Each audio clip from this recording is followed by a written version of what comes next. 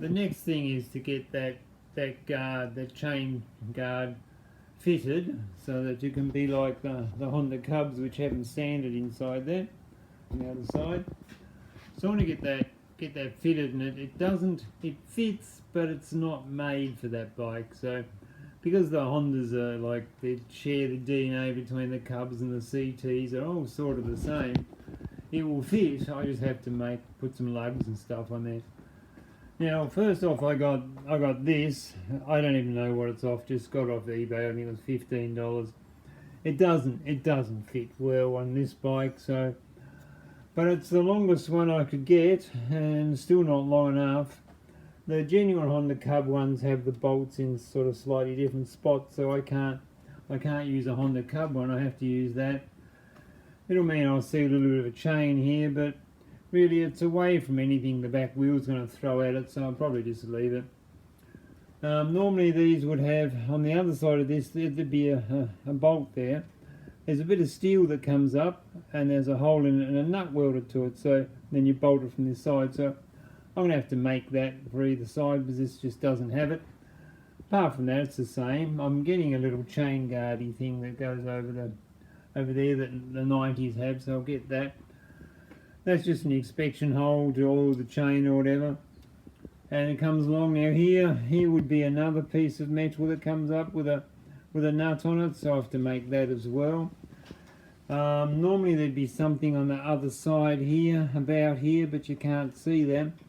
There is a hole there in this, and that would be, the Honda 90s have a slightly different shaped swing arm, and it comes up here, and that hole corresponds with the back of this, because if you can see in there, there's all sorts of welding and it's a bit messy. So if that sort of lines up with the back of that and bolted from the other side, it makes it all good. So I have to do something with that, but all in all, that's what I want to do. It all lines up okay. Now, but what I did have to do is, see that that means I can, when the motor's on, it goes from there, then the chain, depending on how much chain slack you have, it moves inside there. So because this is elongated here, a bit hard to pick up in the camera, but it's elongated, so this can slide as the chain wears out, which is a different setup. Now just let me take this off. There is a it sort of like has two bits of steel that run along this ridge, and it sort of sits on those two bits. There you go, see that? And that sort of clamps. That gives it the general location, and that's the same on the Honda Cubs or the CT. So I'll just pull the bottom one off. Now you can see this is different for all you postie bike owners out there. You would be used to your postie rear wheels just having a standard axle. This goes inside the wheel, and everything's normal. But for these 90 Cubs, they have like a system where it pulls and it bolts itself on there, so this stays in place all the time, so that when you backwards and forwards, when you take the wheel off, because the cover's on there, it makes it another level of complexity or whatever. When you take the wheel off, you can just sort of slide the wheels out like that and put the wheels back in again, and you don't have to disturb the chain guard. So that's how they make it like that. So I have to make those few things. They're not overly complicated, but I'll show you again what they look like when I've made it. While we're in this area, I might as well talk about what I've done with my rear shock absorber. I bought these off AliExpress. Now they're a little bit longer. I didn't go for the cheapest ones I could get. I got for the mid-range ones, but they're a generic shock. They're not really made for these. Anyway, that little bit longer is just going to mean that the swing arm hangs down a little bit further, so maybe it should be there. I got ones that have the not too stiff. As far as I can tell, they're not too stiff. You know, these ones are old, 40 years old. They're knackered. There's got a hole burnt in it from the exhaust. But what's unusual about them is that this top mount is 16mm, which is quite large for a mount, and the bottom one down here is, I think it's 12, and then spaced out there 14. That's okay. The bottom one here, that'll fit. There must have been something in there, but that's too big like it is.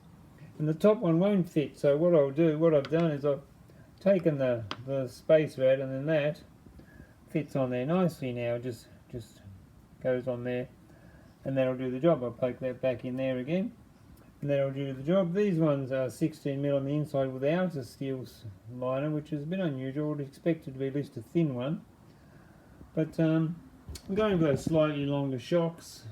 They should work out okay. I hope they do. I hope they're not too long.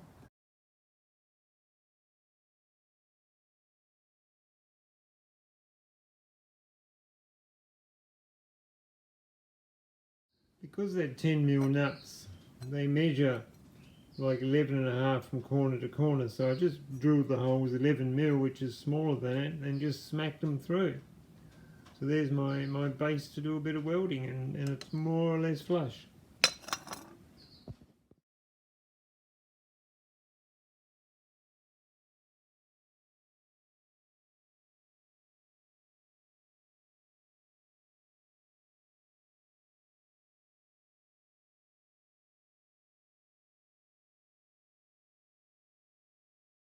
I've made one mount, which is this one here, and I'm going to make that one, which is pretty well identical. Then I have to make one down here, which is just, there's nothing there, so I'll just build it out for the other one. This one's a problem because the mount, there's a bolt or a nut on the other side directly behind that. But remember, the other ones have a different shape, so I might build something out here and use that hole a little bit. So just to show you how that other mount is looking, there you go. It's in there. It should be away from the chain, hopefully. We'll see. And it's flush. I just sort of cut that down a bit so it's going to be flush there. It's all working. It's not a perfect fit, like obviously the other one's a slightly different fit. There's a bit of an air gap there, but it's going to do the job. It'll keep 90% of the dirt off the chain and less oiling for me. Just doing a rough sit up of the bike, and a few things I wanted to check. I was a bit worried that with that, where's my finger? There we go. With that longer shock absorber being longer, that it may make the swing arm come down quite low. And if it did that, that would mean that the arc here would be a lot more. But that doesn't look too bad, so it would only be like a centimetre in that arc. So I'm not so worried about the longer shock absorber. I think it'll work with it okay. And I don't know what size the front suspension's going to be yet. Another thing I wanted to check is I wanted to put a straight edge along there. I marked them both as being the same mark on there, and put the straight edge, and it runs off. See, that doesn't quite line up. I'd rather it sort of was against the sprocket on that side, on the inside, but it could all move when I bolt the motor down properly and bolt the swing arm and bolt, just an indication. And if it does come in, turn out to be slightly off, I'll just work with it and mark it and go from there. I'll put the chain guard on there now so you can see what it's like. So you can see the mark where I welded it there and there. They don't belong. That's been put on there. There's that one there and the long one down the bottom down there. So that's what's going to hold the chain guard on. And we'll see what it looks like with it on. That's it on. It bolts there. That one I didn't have to use, but it's there. It's just the shape holds it in place and it can't sort of go out. I looked on AliExpress again and I found one that is 23 centimetres longer, which happens to be exactly what that is. So I've ordered that, $10, so that'll make it perfectly the right size. It'll be slightly over on the bottom, but that's okay. That'll go inside there.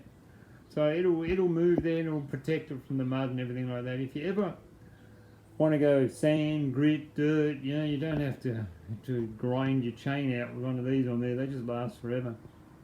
So that's it. It fits nice. Whoops. It fits all in there. It's all that doesn't touch anywhere. It spins freely. It's I haven't got it bolted down fully, but it's there. It's not going anywhere.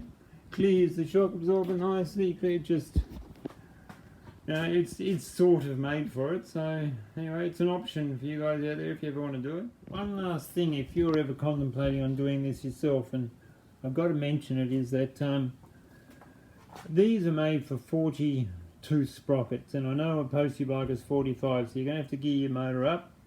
I've found a 42 tooth, and it seems to have plenty of clearance, but a 45 might get close, especially if it's down close there, and then you got your slack. It might go tink tink tink or something. That's one thing. It's made for a 42. That's what the C90s have. Also, this hole here has to be 16 mil to incorporate that extra nut there for the holding mechanism, and this one over here is 12, which is the same as the axle. So you either got to find a swing arm with a 16 mil slot there, or you file it out or something like that. But anyway, that one is like it, so I don't know, it just was made for it. I don't know if they all are. I found a couple of different variations of postie bike rear wheels, so you'd have to check that out yourself to see which one yours is.